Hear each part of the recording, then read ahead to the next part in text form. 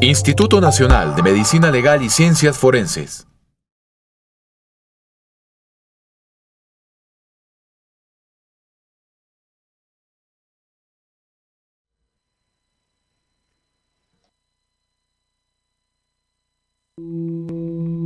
La pérdida de la tierra, los daños psicológicos, las violaciones contra las mujeres.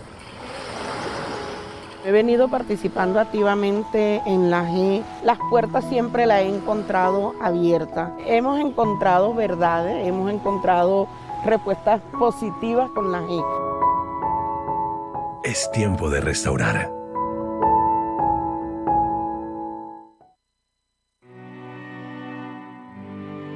Escriben en ese mensaje que tenía que irme, que no volviera, porque ya sabía lo que me iba a pasar a mí y a mi familia.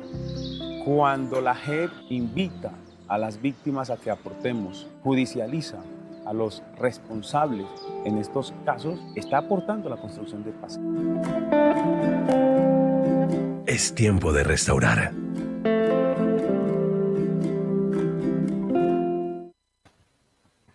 Bueno, muy buenos días para todos y para todas. Bienvenidos a este congreso. Saludo a las ponentes nacionales e internacionales que hacen parte de este evento. Para mí es muy importante estar aquí desde la Jurisdicción Especial para la Paz. Es un momento importante para poder darles a conocer a todos y a todas la importancia de esta justicia transicional. Entonces agradezco de verdad al Instituto Nacional de Medicina Legal. Bueno, yo quisiera iniciar contándoles, creo que la justicia transicional, pues, es una justicia que se crea luego de más de 50 décadas de conflicto armado colombiano, donde se crean estas instancias dentro del sistema integral de verdad, justicia, reparación y garantías de no repetición, donde se creó la Comisión de la Verdad, la Unidad de Búsqueda de Personas Dadas por Desaparecidas y esta justicia transicional que tiene una misión fundamental dentro de toda esta transición de un estado de guerra a un estado de paz, y es la de investigar, juzgar y sancionar a quienes participaron en el marco de las hostilidades. Dentro de esa justicia transicional, he sido invitada el día de hoy en este congreso a contarles un poco nuestra labor desde la Comisión Étnico-Racial que tiene la misma. Y aquí es importante decirles que la justicia transicional creó unas comisiones, y en esas comisiones creó la Comisión de Género, la Comisión Territorial y Ambiental, la Comisión de Participación de Víctimas y esta comisión, la cual soy coordinadora. En el marco de esta comisión étnico-racial, tenemos una labor muy importante y es que somos una instancia permanente que se encarga de promover la adecuada incorporación de un enfoque étnico y la efectiva coordinación interjurisdiccional e intercultural que debe haber entre la JEP y las diferentes justicias étnicas que habitan en el territorio colombiano.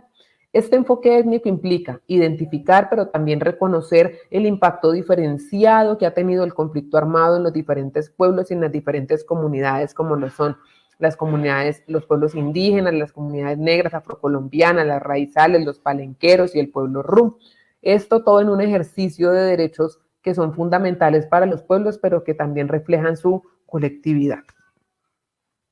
Dentro de este enfoque, entonces, hay unos principios fundamentales que son la centralidad de los derechos de las víctimas, el enfoque diferenciado, la integración jurisdiccional y garantizar la participación de las víctimas. No, dentro de estos fundamentos normativos que tenemos en el marco del sistema, pues el acuerdo final tiene un capítulo étnico, pero además están las diferentes normatividades en Colombia que nos permiten ejercer esta coordinación interjurisdiccional.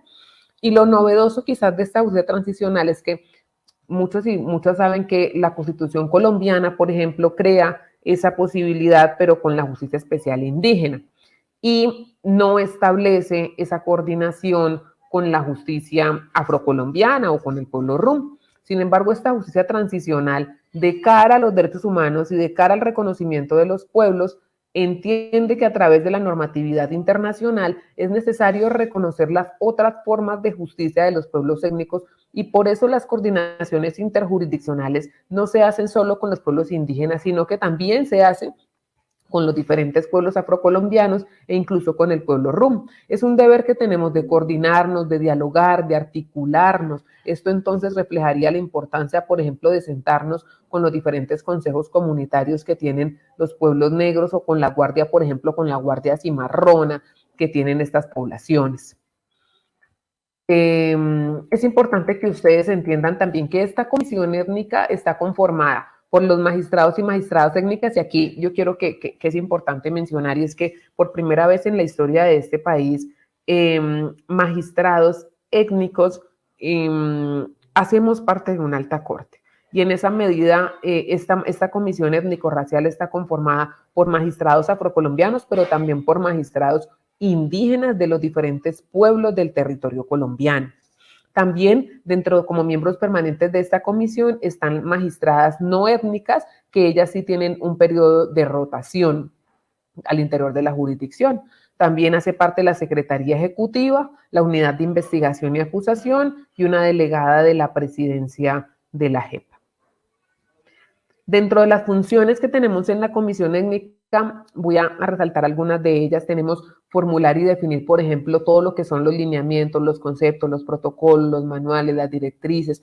¿Para qué? Para que podamos lograr una incorporación efectiva del enfoque étnico como un componente transversal a la implementación, al funcionamiento y a las actuaciones que hacemos en la justicia transicional.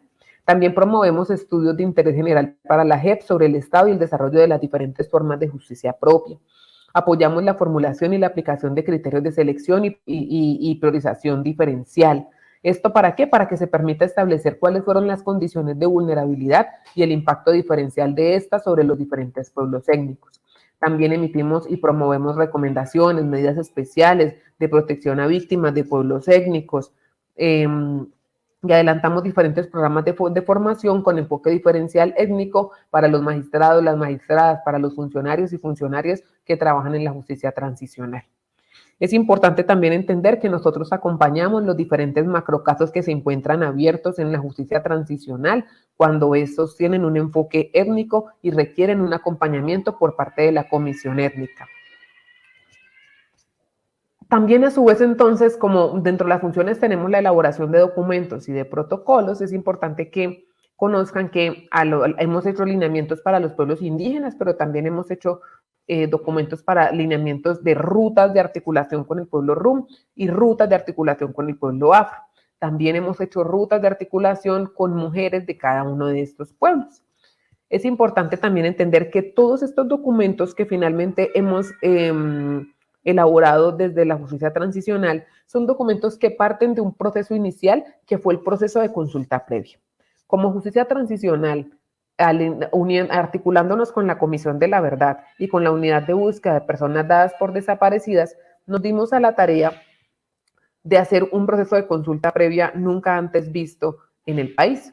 Y en ese proceso de consulta previa que hicimos, lo que hicimos fue consultarle a los diferentes pueblos cómo querían que fuera esta articulación y definir con ellos cuáles eran los parámetros de ella. Y por eso, luego de la consulta previa que hicimos con los pueblos étnicos de Colombia, lo que hicimos fue realizar una serie de documentos para cada uno de estos pueblos. En esta medida, por ejemplo, elaboramos el protocolo de relacionamiento con el pueblo afrocolombiano, con el pueblo negro, raizal y palenquero. Este documento tiene unos objetivos importantes. El primer objetivo es acercar al pueblo negro, afrocolombiano, raizal y palenquero a sus víctimas, a sus comunidades, a sus organizaciones afectadas por el conflicto armado con la Jurisdicción Especial para la Paz. Luego es habilitar y fortalecer un espacio de diálogo que permita a estos pueblos hablar, escuchar, recordar, nombrar, dar testimonios, interpelar, participar y obtener respuestas de los comparecientes y de la JEP. También facilitar el cumplimiento del mandato de la JEP respecto al principio que tenemos de la centralidad de las víctimas, promoviendo su efectiva participación, su acreditación en los procesos de la justicia transicional, como vimos, por ejemplo, en los videos iniciales. También dentro de los objetivos que tiene este documento es garantizar la incorporación del enfoque étnico racial y territorial en todos los procesos misionales de esa justicia transicional. Voy a resaltarles particularidades de este protocolo. Este protocolo, entonces, como se los dije, es el resultado de un proceso participativo entre los pueblos negros, afrocolombianos, raciales y palenqueros y la justicia transicional. A través de un diagnóstico previo y de todo el proceso de consulta previa, se reconocieron sus formas, sus sistemas, sus mecanismos y las prácticas ancestrales que son utilizadas por este pueblo y sobre todo el reconocimiento de la justicia propia. Todo esto obedece entonces a un camino de diálogo, a un camino que hemos hecho de concertación, de concreción de una agenda de interés común entre la JEP y los pueblos negros. Este protocolo también da respuestas al capítulo étnico que está consagrado en el acuerdo final de paz que se hizo entre el gobierno y la antigua guerrilla de las FARC-EP. Esto respecto a la incorporación de la perspectiva étnica y cultural como un principio de interpretación para la implementación. Este también tiene una particularidad, este protocolo, y es que aplica el máximo estándar de protección constitucional a través de la consulta previa del sistema con los diferentes pueblos. ¿Esto qué implica? Que si, por ejemplo, en la consulta con los pueblos indígenas o con el pueblo Rum se estableció alguna prerrogativa que tal vez no se hizo en la consulta con el pueblo afro, pero consideramos que esto elevaría o se entendería como una progresividad en materia de protección de derechos para el pueblo afro, pues esta también se acogería como un máximo estándar para la población. También dentro de sus particularidades tenemos que aquí se materializa a través de un acuerdo formalizado de construcción de confianza entre la JEP y los pueblos negros, la aprobación también aquí de que a través, por ejemplo, de la Comisión Sexta, que hace parte del Espacio Nacional de Consulta Previa, se genere como una ruta de comunicación. Así, este protocolo tiene gran importancia porque este protocolo reconoce y respeta las formas y las expresiones organizativas de comunidades negras, afrocolombianas, raizales y palenqueras en el marco de lo dispuesto en el Acuerdo Final para la Paz. También los sistemas de protección propios, como la Guardia Cimarrona del pueblo también palenquero y demás mecanismos que existan en los territorios colectivos, tradicionales y ancestrales de los diferentes consejos comunitarios, se ven resaltados en este protocolo. A través de este protocolo, entonces, reconocemos esas expresiones organizativas. Entender la integralidad, la complementariedad, la reciprocidad entre la JEP y su relacionamiento con la justicia propia y con las comunidades negras. La participación aquí de las autoridades y de las instancias de los diferentes pueblos negros en los diferentes escenarios y etapas procesales de actuaciones demarcan una importancia de diálogo en materia de la competencia que debe asumir la justicia transicional. Esto genera entonces un diálogo horizontal con estos pueblos. Esta articulación nos permite actuar de cara a los diferentes pueblos, al pueblo negro, pero también con los pueblos indígenas y con el pueblo Rum. Pero sobre todo también nos ayuda a promover garantías de no repetición, porque para nadie es un secreto que a pesar de que tengamos un acuerdo final de paz, sobre todo en los diferentes territorios donde habitan los diferentes pueblos étnicos, el conflicto sigue de manera incesante. Es uno de los grandes retos y desafíos como justicia transicional es cómo garantizamos la no repetición. Se prioriza también aquí la oralidad como una forma de entendimiento ancestral del pueblo negro y de las comunidades. Este diálogo intercultural y esta coordinación interjusticias también lo que nos permite propiciar escenarios, pero también ayuda al fortalecimiento del relacionamiento en el marco del diálogo y de esta coordinación, concertando de manera directa con los diferentes pueblos, incluso las condiciones logísticas de su participación, que sea de manera individual y colectiva.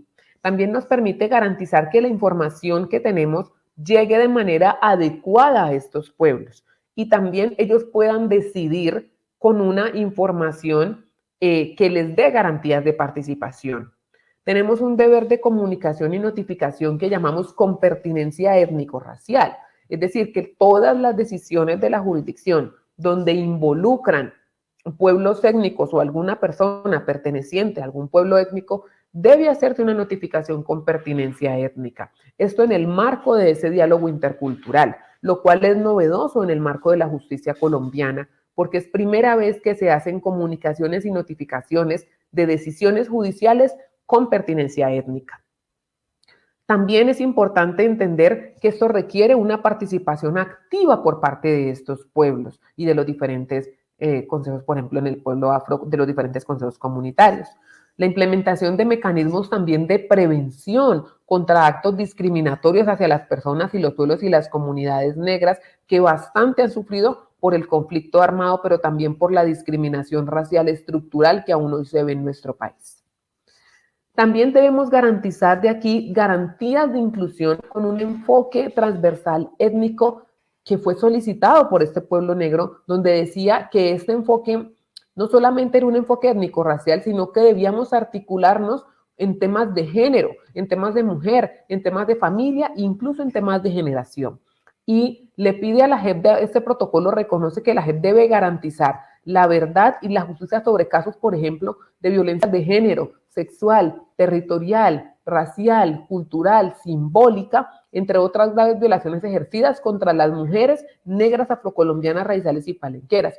Y es que la cifra de violencias basadas en género referentes a los pueblos negros, afrocolombianos, raizales y palenqueros es lo suficientemente alta como para entender que en temas de género la población afro sufrió en el marco del conflicto armado una victimización de manera desproporcionada en relación con otros pueblos. También este protocolo reconoce los derechos de las niñas, de las adolescentes y de las jóvenes. El derecho también a un acompañamiento integral con enfoque étnico. Y aquí es importante que ustedes también entiendan que nosotros como justicia tradicional sabíamos que debíamos hacer presente en territorio porque el conflicto armado no se vivió solamente en la capital colombiana. En esa medida nosotros iniciamos por establecer enlaces territoriales, pero cuando hicimos todo el proceso de consulta previa, los pueblos étnicos nos decían a nosotros no nos basta con que ustedes coloquen un enlace en territorio, sino que requerimos que esa persona que coloquen de enlace o que coloquen unas personas adicionales sean personas étnicas que entiendan, conozcan el territorio, pero sobre todo que conozcan al pueblo étnico que habita en ese sector. Y por eso nosotros nos dimos a la tarea de también no solamente tener enlaces territoriales, sino que tenemos enlaces étnicos en los diferentes territorios colombianos que provienen de estos diferentes pueblos y son quienes nos ayudan a hacer la articulación y la coordinación entre la justicia transicional y los diferentes pueblos étnicos. También es una oportunidad de reconocimiento de los sistemas de seguridad propios que existen en los territorios colectivos y tradicionales y o ancestrales. Toda esta dinámica entonces de la justicia transicional es la que nos ha permitido entender cómo funciona la articulación con los diferentes pueblos étnicos del país, pero sobre todo también es una oportunidad de oro para que como justicia transicional entendamos que los diferentes pueblos étnicos en el país han sufrido de manera proporcional. También quiero aprovechar este momento para contarles un poco que recientemente la justicia transicional aperturó el macrocaso de afectaciones a pueblos étnicos. Y es importante que ustedes entiendan este macrocaso de afectaciones a pueblos étnicos porque este macrocaso lo que hace de alguna manera, es reconocer primero que el conflicto armado, y esto lo hicimos a través de la Sala de Reconocimiento de Verdad, Responsabilidad y Determinación de Hechos y Conductas, donde se hacen las aperturas de los macrocasos. Y en esto se aprobó, por ejemplo, en fase de concentración, esto fue en el 2021, que se aprobó en fase de concentración un análisis frente a los crímenes cometidos contra pueblos y territorios étnicos. Esta fase de concentración determinó, de acuerdo a la información disponible con la que contaba la justicia transicional, que los territorios de los pueblos étnicos con un grado más alto de victimización en el marco del conflicto armado eran Sierra Nevada de Santa Marta y sus zonas de influencia, me refiero Media y Alta Guajira, Buenaventura, Dagua, Timbiquí, Guapi, López de Micay, Amazonía y Orinoquía, Chocó, y esto permitió reconocer dentro del material probatorio disponible y allegar elementos de juicio suficientes para considerar una eventual apertura de este macrocaso. Y fue por ello que este año se apertura el macrocaso de afectaciones a pueblos étnicos, donde este macrocaso de afectaciones emitido en septiembre del 2022, que es el auto 105, este auto aboca conocimiento, es el caso número 09, sobre crímenes no amnistiables contenidos contra pueblos y territorios étnicos por causa o con ocasión en relación directa o indirecta con el conflicto armado colombiano. Este auto entonces se apertura a nivel nacional y este auto presenta los diferentes informes presentados por las diferentes organizaciones sociales y los diferentes pueblos que dan cuenta de cómo el conflicto, sobre todo entre los años 1990 y 2016, se concentraron históricamente en estos territorios ilustrativos. ¿Y por qué los llamamos territorios ilustrativos? Porque necesariamente en una fase de concentración, esos están en fase de concentración, es posible que dentro de todo el material probatorio que se vaya disponiendo entendamos que hay otros territorios que también han sido afectados y por eso estamos hablando de territorios iniciales y como ilustrativos.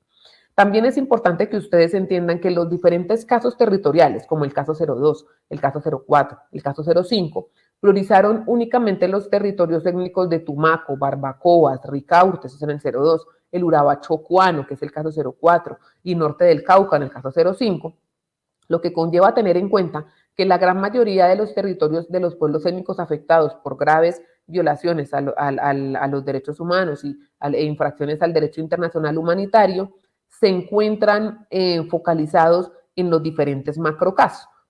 Por lo que en esta segunda ronda de priorización, la sala aprueba en fase de concentración algunos territorios ilustrativos que no hacen parte de los casos territoriales. También dentro de este macrocaso de afectaciones a pueblos étnicos es importante entender que se da plena garantía a la existencia de los diferentes enfoques diferenciales que deben aplicarse en el marco de este caso. También yo creo que es importante tener en cuenta que este macrocaso, una de las principales apuestas es entender cuáles fueron las conductas que se vieron más involucradas en el marco del conflicto armado. Y ahí ¿a qué me voy? Y es que una de las mayores, de las conductas que más se vio, por ejemplo, fue el tema de la desaparición forzada, el tema del desplazamiento forzado, el tema de la violencia sexual, el tema de las muertes, de los homicidios selectivos a líderes y lideresas que afectan de manera profunda a las diferentes poblaciones. Y aquí también está, por ejemplo, el tema de las masacres, el tema del reclutamiento, etcétera, como conductas o hechos victimizantes que más afectaron a la población, a los diferentes pueblos étnicos en este territorio. También los informes presentados dan cuenta de cómo ocurrieron los hechos, algunos dan cuenta de quién lo hizo, de dónde, de cómo ocurrieron, lo cual nos lleva, por ejemplo, a establecer unas diferentes hipótesis. Entonces, por ejemplo, también es importante entender como novedoso que este macrocaso étnico quiere investigar la destrucción a la naturaleza, al territorio, los daños socioambientales y otros repertorios de violencia asociados, como lo son el desplazamiento, la violencia sexual y la desaparición forzada. Entonces, aquí también por primera vez se hace un estudio de cómo la afectación al territorio en algunos casos es una afectación no solamente al territorio, sino que ustedes entienden que los pueblos étnicos, el territorio es parte fundante de su vida y de su cotidianidad. Entonces, cómo esa afectación al territorio afecta de manera directa la vivencia de los diferentes pueblos étnicos en Colombia. Esto como para hablarles un poco entonces también de esa apertura de ese macrocaso, que obviamente tiene unos desafíos profundos, los cuales tenemos que enfrentar como justicia transicional. Y aquí también vamos a investigar no solamente esas afectaciones por parte de los integrantes de las FARC y o colaboradores, sino también por parte de la fuerza pública y por parte de terceros que que también participaron en el marco de estas hostilidades.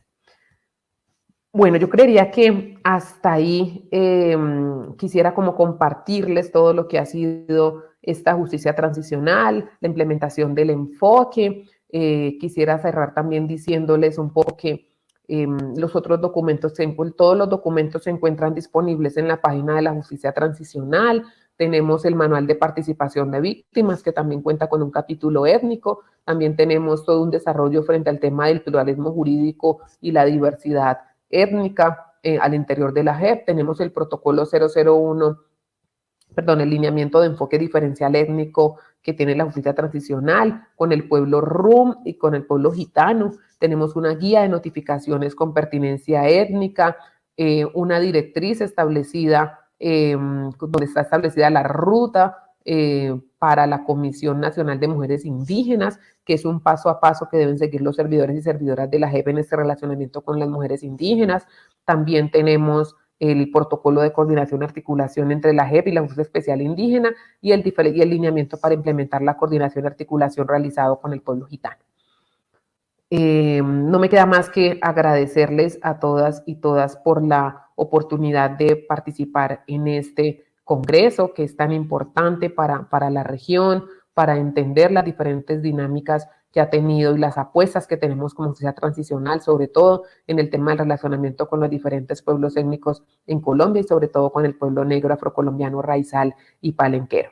Agradecerle al Instituto Nacional de Medicina Legal por la invitación, por tener en cuenta esa justicia transicional que está aportando a la construcción de paz y a la construcción de país. No sin antes, quiero agradecer también la oportunidad que dan para el sistema integral. Ya la Comisión de la Verdad terminó su periodo, pero dejó un informe que cuenta con un capítulo étnico y que también es importante que la sociedad colombiana se apropie de ese capítulo étnico que está contemplado en el informe final de la Comisión de la Verdad, que seguramente nos establece esas recomendaciones importantes que garantizarán la no repetición. Finalizo entonces con un video que les queremos presentar como parte de mi participación en este congreso, que seguramente también va a ayudar para ilustrar un poco las dinámicas del conflicto. Muchísimas gracias para todos y para todas. En la JEP, las víctimas somos la esperanza del territorio colombiano. Mi nombre es Gerardo Cuetia, vengo del resguardo indígena Páez de Corinto, zona norte del Cauca. Represento a la población indígena como SATWES, autoridad tradicional. El Cauca y el norte del Cauca y Corinto vivió y vive esos 52 años de conflicto armado. Tenemos una esperanza muy grande con la Justicia Especial para la Paz, la JEP. Queremos de que es la voz de la comunidad, es la voz del pueblo y estamos dialogando de igual a igual. Colombia es un país pluriétnico y multicultural, que hay, de los 48 millones, hay 102 pueblos indígenas. Cada uno tiene una norma propia, una forma de ver el mundo, una forma de pensar y también una forma de legislar, de hacer justicia, de hacer juicios, de hacer investigaciones en ese espacio. Entonces que no solamente hay un esquema cuadriculado, sino que hay otras leyes y yo creo que se puede aprender mucho, que somos diversos y que tenemos nuestras propias formas de gobierno y nuestra propia justicia. Lo que espero de la gente es que haya verdad, haya armonía, haya equilibrio, haya una paz estable y duradera.